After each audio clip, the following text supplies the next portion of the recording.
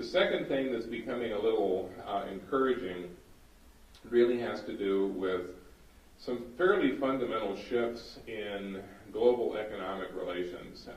One of the more interesting ones that's just beginning to make sort of an inroad into the economy is the global shift in oil. You may have been reading the headlines the last couple of days that the U.S. is on track to be the world's largest oil producer, that it's going to replace the Saudis and the Russians. And that's been a long time since we've been able to claim that.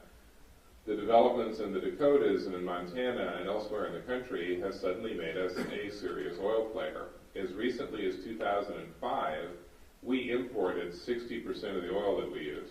Today it's 20%.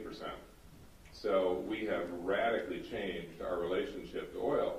It's still going to be a globally priced commodity. We're still going to see oil prices affected by what happens in any part of the world. The Middle East is still going to play a huge role.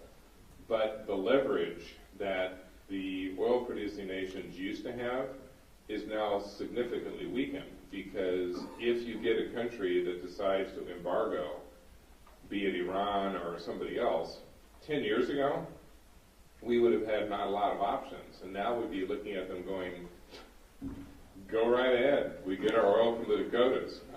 So if they're planning on embargoing, we have an issue. But thus far, the Dakotas have apparently given up their desire to become part of Canada. That changes a lot of dynamics. It brings a lot of business back to the U.S., for one thing, and it just begins to establish different patterns. Pipeline makers are just, they can't keep up with demand. Pipelines are going all over the place, and you're going to see more of them as we become more comfortable with where this oil is coming from and where it's going.